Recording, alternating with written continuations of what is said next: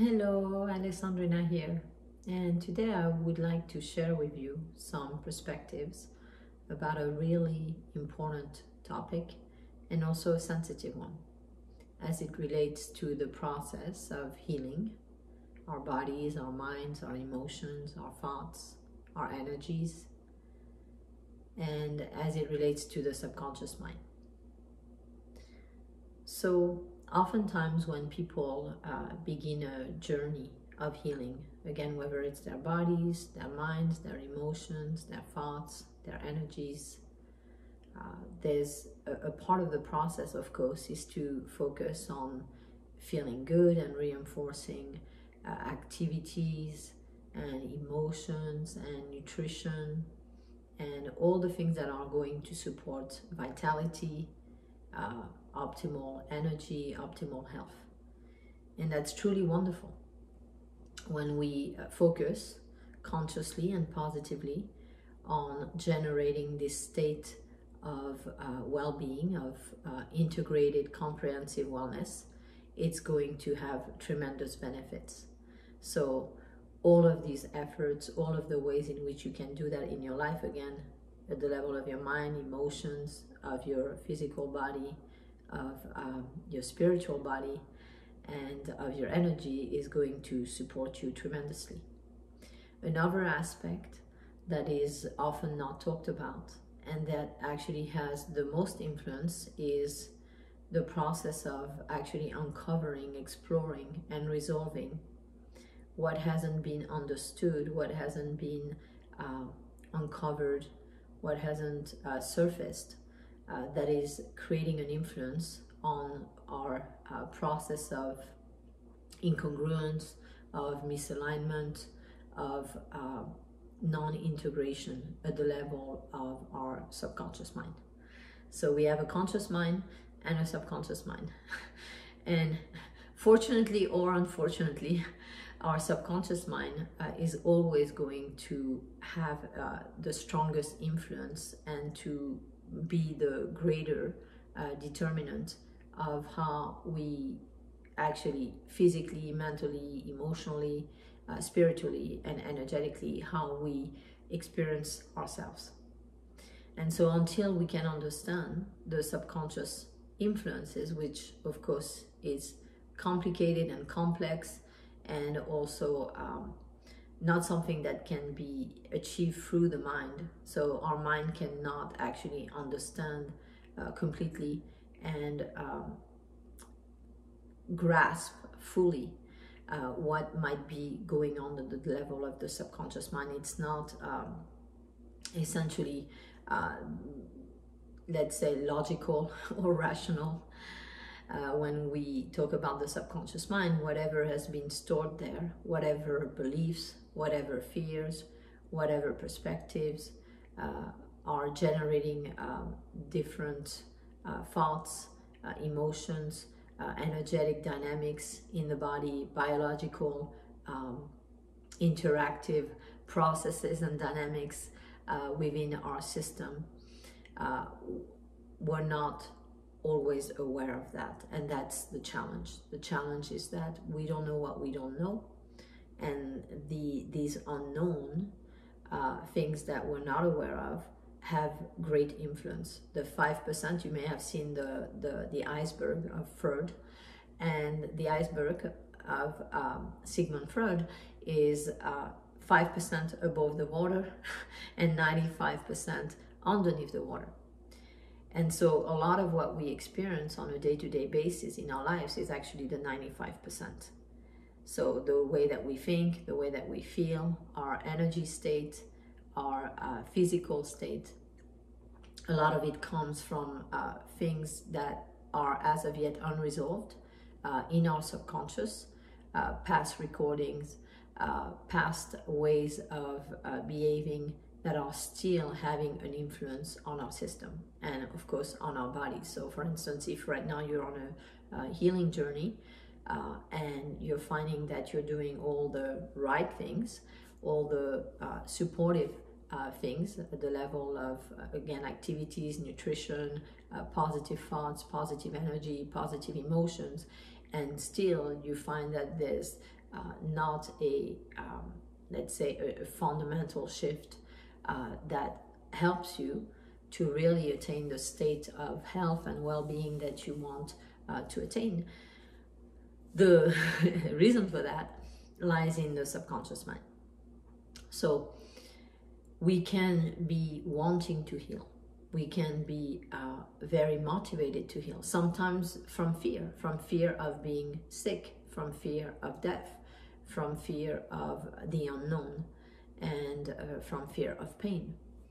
And that motivation to heal, to be healthy from that fear is not going to actually be helpful, because it's still driven by the same energy, by the same emotions that are not wholesome, and that keep us in that state of being fearful, and our nervous system being triggered by that fear, and our chemistry, our biology being affected, our cells being affected by that fear. Dr. Bruce Lipton does a really wonderful job at talking about the ways that the cells and the DNA or the epigenetics is affected. Not actually, the DNA is not the primary factor in whether we are healthy or not. The primary factors are what he calls the 3 T's, which is toxins from the environment, thoughts, which are forms of toxins because our thoughts are not conscious, and they're often based on fear. And then we have trauma, so unresolved emotions and energies that are stored in our system. So once we realize and recognize, and that can be difficult to realize and recognize, that they are those subconscious influences, and we can also feel disempowered and unable to access this information, to understand, well, what am I thinking? What am I feeling truly in my subconscious mind about my situation? So once we realize that we have those fears and that they're driving our process of being healthy, if we remove that influence, if we actually subtract the fear component from our motivation to become healthy, and if we just choose to be healthy. So for instance, one way that you can do that, you can clear all of the fear that is driving your process of becoming healthy and whole by using a technique that addresses those energies, that brings them to the surface and then transmutes them. And we offer a lot of those. If you're watching this on YouTube, on our YouTube channel, there are many different meditations that you can use to essentially attain these results by transmuting the energy. So when you do that, then the next step is to align yourself and to realize in each moment, and sometimes it's going to be difficult because you will have the momentum of the past that's telling you that you're not well, that you're not whole, that you have all these different symptoms that are generating pain and fear and projections onto the future of potential death. So it's not easy in those moments to be essentially disciplined, consciously disciplined, to clear those fears, and to then say that you choose to be healthy, that you choose to embody a state of vibrancy and wholesomeness. And so it's about learning to do that, learning to slowly, little by little, begin to shift your relationship to your own discomfort and disease or state of illness, again, physically, mentally, emotionally, spiritually, energetically, and to go from fearing how you feel to a state where you are only and continuously, in every moment, every time that you remember that, choosing health, choosing well-being. And you can, essentially come up with an intention that you repeat can be, I choose to be healthy, I choose to be whole, I choose to heal, I choose to be wholesome, to feel good. Whatever resonates with you, whatever is attainable, whatever you can say that doesn't generate more fear and more reactivity, and slowly, little by little, working on that. And then, of course, then it's going to be a matter of allowing yourself to explore ways in which your subconscious mind, not just the fears of being sick, the fears of death, the fears of pain, also any subconscious part of your system that are actually not aligned with health and with feeling good and being whole. Now, that's why this topic is so sensitive, because when people realize that they have subconscious parts of their system that actually may want to experience not being whole or not being healthy completely, not because they want that, just because we are fragmented beings and we can have certain parts of ourselves that have regrets about choices we've made in our lives, that have interpretations about our lives and whether we love our lives or not, that have different perspectives, that are not actually supportive of being healthy and whole and having a good life. So if we have unresolved shame and guilt, regret, if we have unresolved emotions about choices we've made in the past, and also if we have non-aligned, not congruent perspectives about reality and our lives and who we are and whether we are a good person or not a good person, all of that is going to play out into our state of integrity, of wholeness, of health. So if they are, and again, it can be very challenging, especially at the beginning, to recognize that and not to go into judgment of ourselves. You can control your subconscious mind. So if you've generated different perspectives about yourself, about your life, about who you are, and that is leading you to not be in a state of complete wholeness and wellness and health, you are not doing that. So that's, that's where the subtleties and the sensitivity of this topic is that when people first learn that their subconscious mind is influencing their health, their state of health, again, mental, physical, emotional, spiritual, and energetic, they can go into a reactive, self-judgmental cycle of saying, how could I do that to myself? And feel also frustrated because they don't know how to change it, and feel angry with themselves, feel judgmental of themselves for having, had the influence that they've had. And it's important to forgive yourself. So the forgive and forget tool, for instance, is very good for that immediately, and to recognize that you cannot control your subconscious mind. And that doesn't mean that you can't manage it and you can't reduce its influence and you can't change it. So if we go into reactivity towards ourselves and say, my subconscious mind is causing me to be sick, rather than my subconscious mind has different recordings, different beliefs, different perspectives that are actually generating a less wholesome state and non-integrated state, then we can actually look at it, we can explore it, because we're not rejecting it, we're not judging it, we're simply becoming aware that it is having an influence. And now we can dive in and we can see what are some of the subconscious statements, perspectives, ways of experiencing reality and self that we hold. And now those are keys, because when you realize, for instance, and I'm telling you this, from personal experience and having worked with, different people who have had those subconscious influences and energies in their system, if they are statements of, I hate my life, for instance, if we, for instance, are having an issue in one area of our life and we don't like it, and it's painful and difficult, and we then look at that as our whole life, we can have a statement in our system that says, I hate my life. Or if we're, for instance, if we have an addiction, or if we're doing something and we judge ourselves for doing it, we can also have a statement in our system that says, I hate myself. or if we've made choices in the past that we have felt to have brought us pain or brought others pain, and we've experienced conflict and pain in different relationships as a result of that, or different areas of our life. We can also have a statement of, I'm not a good person. Or, you know, if we have issues, you know, different challenges in regards to, for instance, abundance or success, we can feel like, you know, we're doing everything wrong or everything is bad.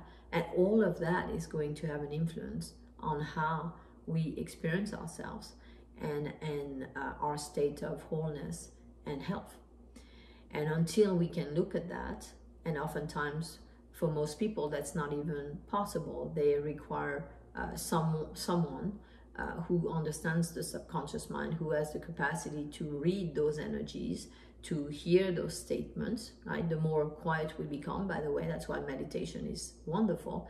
The more quiet we become and the less attached or averse we are, the less fearful we are, the more we can hear those things. We can hear those statements in our system. We can hear those perspectives, and we can start to understand, well, imagine if you're saying, I hate my life, or I hate myself, or I've been bad, I feel shame, I was wrong, I'm not a good person. Imagine your chemistry, your biology. Just think about sitting with those thoughts and those perspectives, maybe for an hour or more, or all day, or every day, or for months, or for years. And imagine what that is going to do to your body. Imagine already, if you say, I hate my life, for instance, imagine and let yourself feel the contraction. And as you know, the more contracted we become, the more we're like in this container where no energy can flow. So the same repetitive cycles and energies and thoughts and emotions continue to be there, and things accumulate, and then there's no flow. Whereas when there's flow, which is key to being wholesome and healthy, when there's a flow, then things that come in can also go out, and we're in this constant flow with life within ourselves. And then things don't stick, they don't stay, they don't get stored, we don't grasp and hold on to them.